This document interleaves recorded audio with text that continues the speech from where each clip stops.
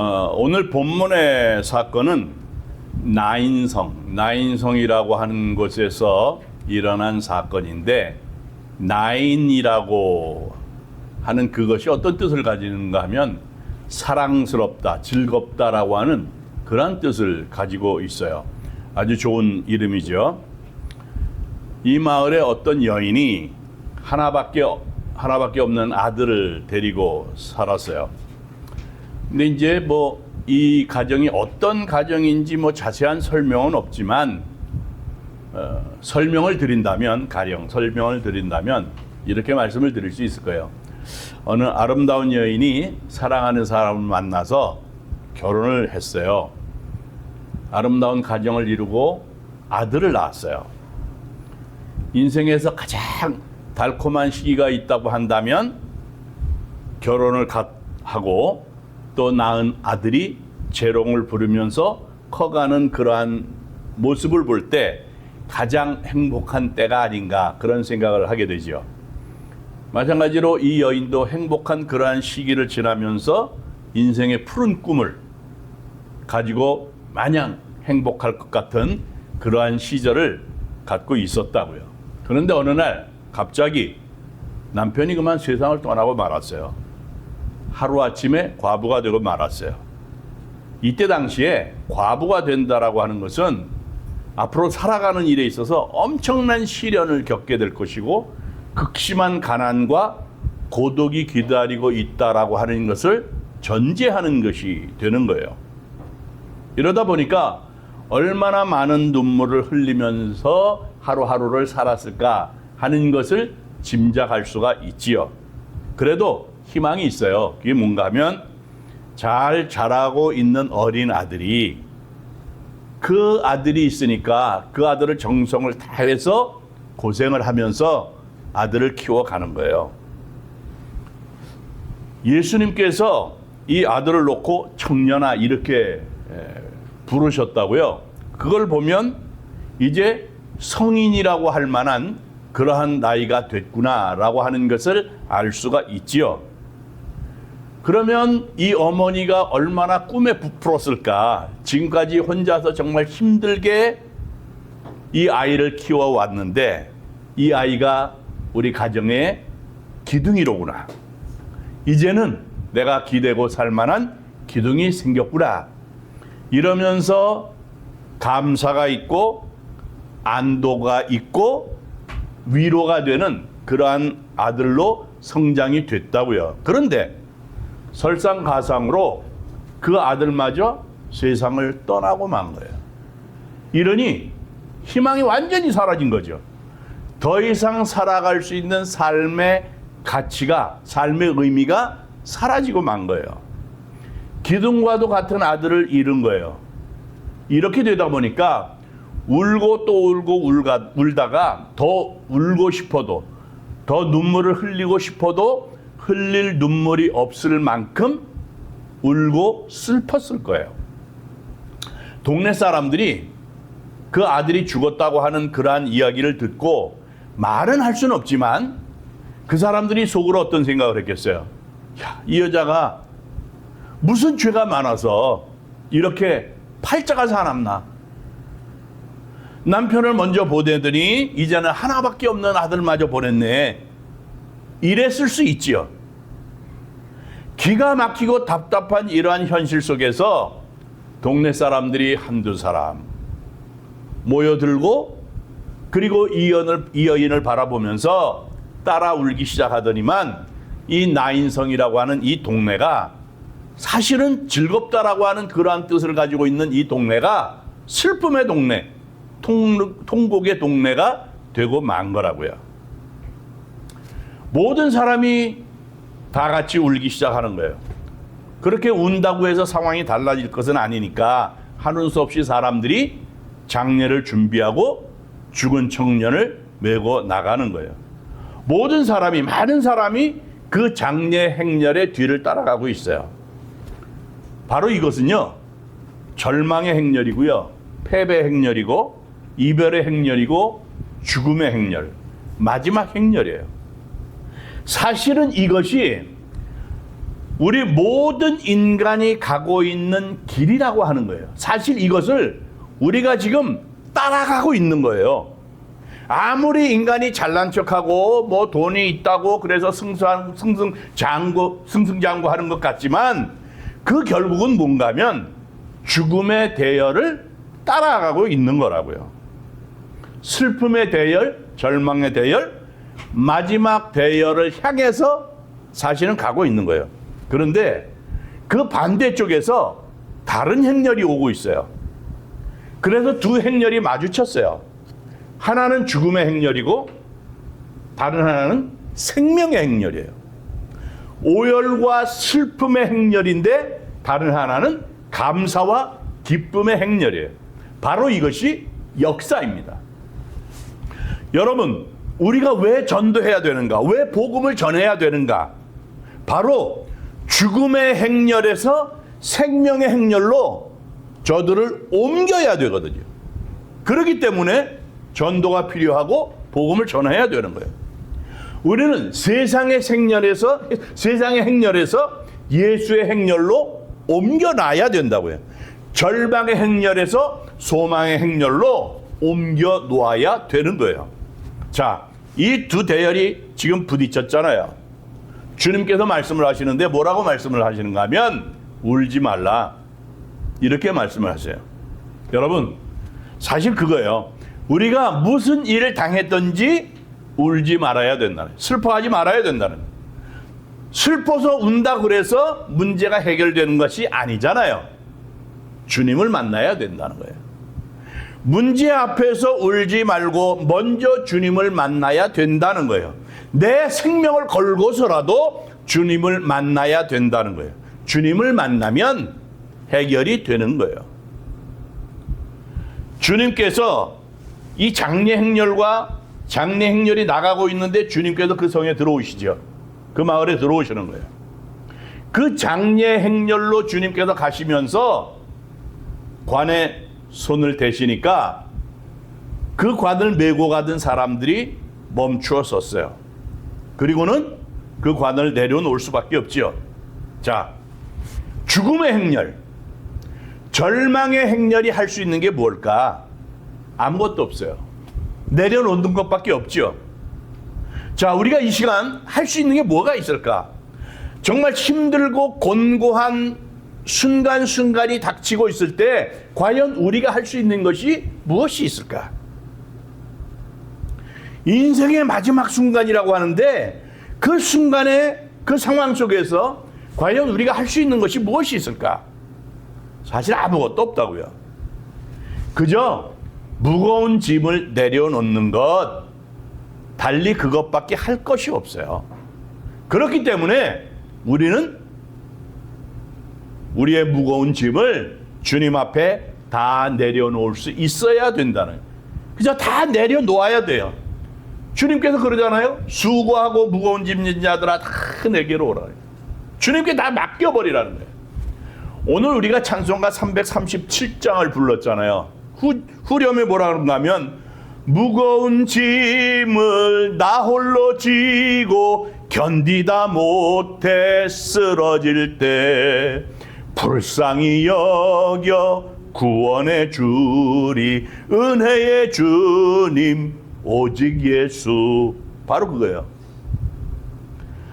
여러분, 우리가 인생을 살면서 그 인생길에서 무거운 짐을 내 혼자서 짊어지고 몸부림칠 이유가 없다고요. 나그네 된 인생길을 걸어가면서 혼자서 걸어가려고 애쓸 필요가 없는 거예요. 내가 힘들어할 때 나를 도와주시는 분이 계시잖아요. 혼자서 인생길을 외롭게 걸어갈 때 동행해 주시는 분이 계시는데, 도와주시는 분이 계시는데 바로 예수님, 우리 주 예수 그리스도, 은혜의 주님, 오직 예수라고요. 그렇기 때문에 우리 주님 앞에 모든 짐을 다 내려놓을 수 있어야 됩니다. 여러분, 여러분이 짊어지고 있는 그 짐, 그 문제가 무엇이든지 간에 다 내려놓을 수 있어야 돼요. 내 질병의 문제라든가 뭐 사업의 문제라든가 인간관계의 문제라든가 가정의 문제라든가 직장의 문제라든가 이런 것들로 인해서 근심하면서 울지 말고 그냥 주님 앞에 다 내려놓자는 거예요. 내려놓으면 우리 주님께서 대신 져주신다는 거예요. 내려놓는 순간 우리에게 참된 안식이 있고 평안을 얻게 되는 거예요. 내려놓는 순간 정말 내가 내려놓기를 잘했구나. 주님께 다 맡겨버리기를 잘했구나. 그러면서 나 자신을 위로하고 감사하게 될 거라고요. 주님께서 그 절망의 관 위에, 그 낙심의 관 위에 거룩한 손을 얹으셨어요. 그리고 말씀을 하십니다. 청년아, 내가 네게 말하노니 일어나라. 그 주님의 엄숙한 말씀, 그 명령 앞에 사람들이 울음을 멈추고 귀를 기울입니다. 무슨 일이 일어나는지 바라봅니다. 놀라운 일이 일어났어요. 다시는 만날 수 없을 줄 알았던 죽은 그 청년 아들이 살아서 일어나 앉았어요. 여러분, 가장 위대한 만남, 가장 복된 만남은 주님과의 만남이에요. 내 생명을 살릴 수 있는 것도 주님과의 만남이에요. 죽음의 처지에 있는 나를 살릴 수 있는 것도 주님과의 만남입니다. 절망과 좌절에 쓰러진 나를 다시 일으켜 세울 수 있는 것도 주님과의 만남이에요. 아마도 어떤 분들은 그럴 거예요. 내가 지금 사실은 숨을 쉬고 있는 것 같지만 사실은 내 삶이라고 하는 것이 관 속에 누워있는 것 같은, 몸도 마음도 굳어버린 그런 마음이라고 얘기할 수 있는 사람도 있을 수 있어요. 이미 관 속에 들어가 있는 것처럼 아무런 희망도 없고 절망 가운데 허덕이는 그런 사람들도 있다고요. 이웃과의 관계가 무너져서 모든 것들이 다 단절되고 마치 관 속에 누워있는 것처럼 혼자서 가슴앓이 하면서 힘들어하는 그런 사람 얼마든지 있잖아요. 그렇지만 바로 이 시간 우리를 향해서 말씀하시는 주님의 음성을 들을 수 있어야 됩니다.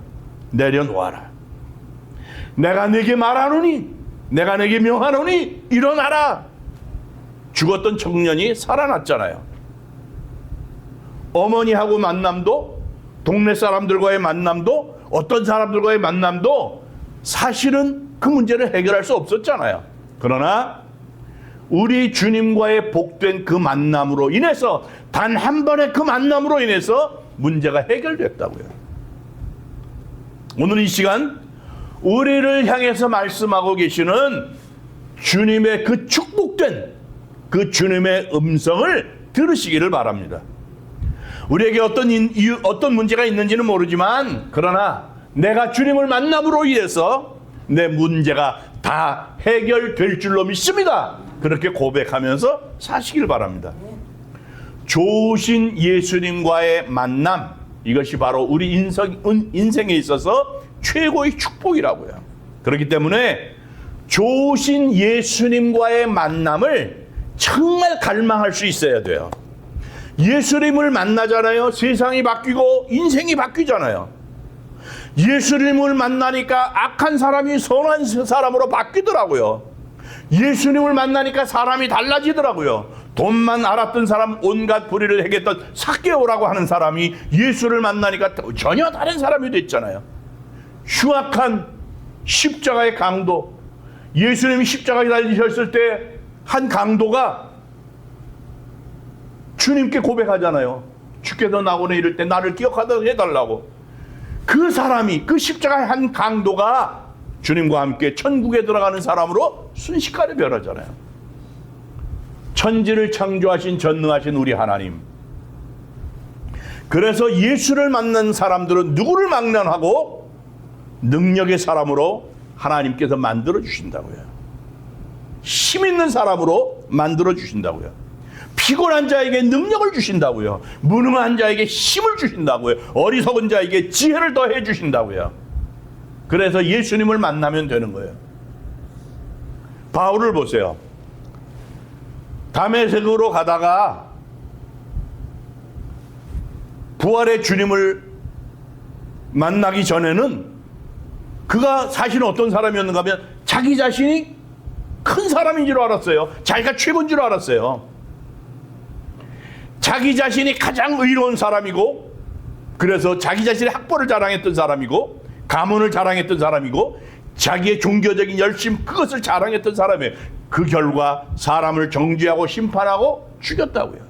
그러나 주님을 만나고 나서 자기 자신이 가장 작은 자가 됐어요.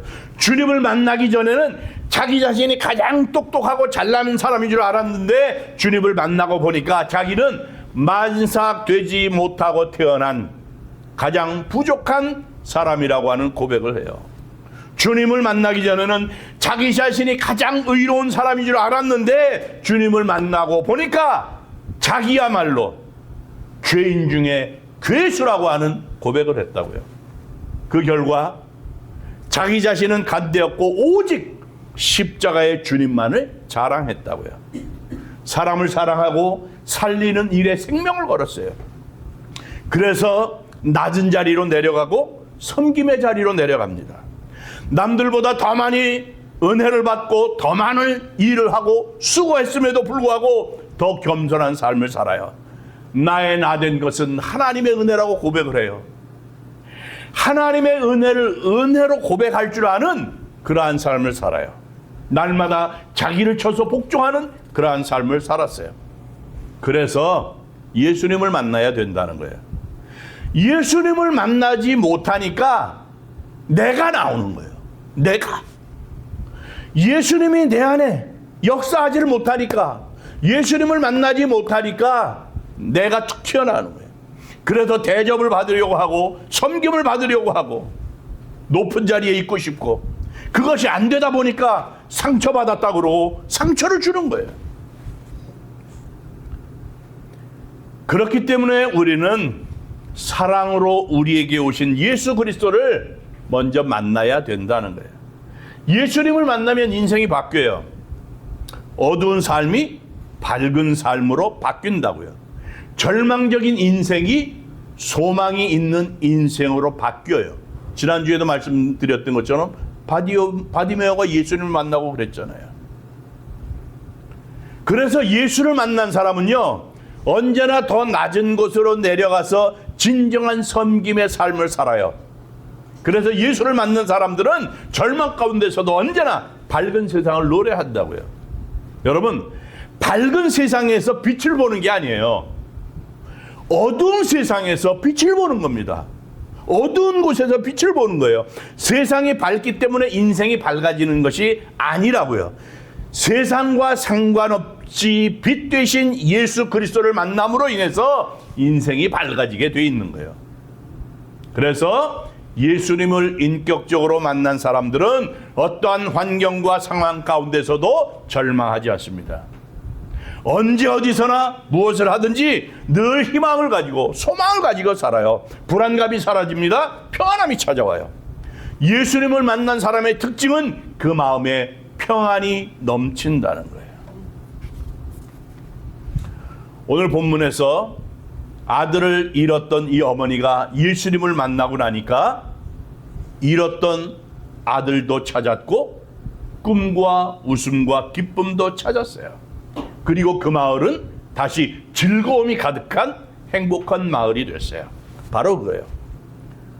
우리의 상황이 아무리 힘들고 절망적이고 어렵다고 할지라도 우리가 믿는 예수님과 함께 한다면 그 절망이 변하여 희망으로 바뀌어진다는 거예요.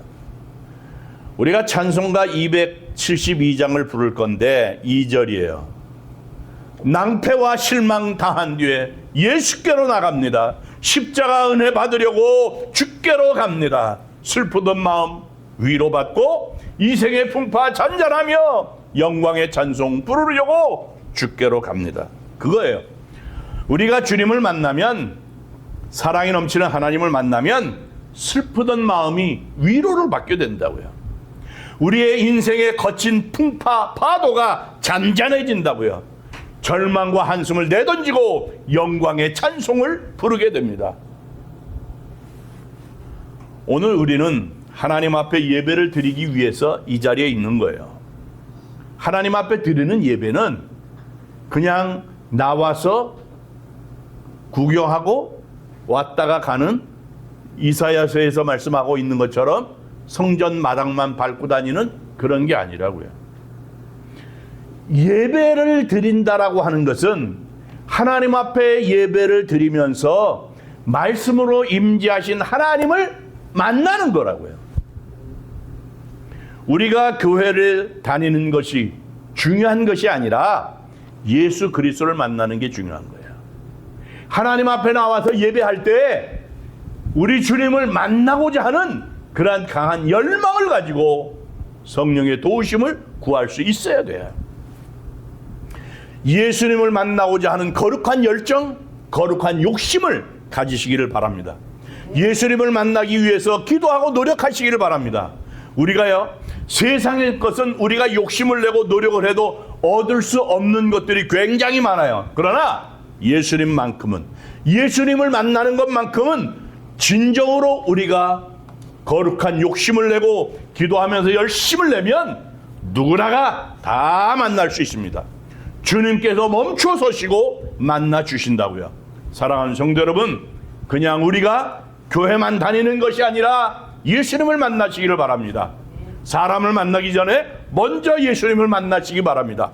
진정으로 예수님을 영접하고 우리의 삶 그 중심에 우리 주 예수 그리스도를 진정으로 모실 수 있기를 바랍니다. 그러면 모든 슬픔과 고통이 그날로 그칠 것이고 우리의 삶에는 기쁨과 평안으로 가득하게 될 것입니다. 사랑의 주님을 만나시기를 바랍니다. 소중한 복된 만남으로 우리의 삶이 완전히 바뀌어지는 놀라운 하나님의 은혜가, 하나님의 놀라운 역사가 우리의 삶 속에서 체험이 되는, 험한 세상에서 승리하는 그런 삶을 살아가는 하나님의 백성들이 되시기를 주님의 이름으로 축원합니다.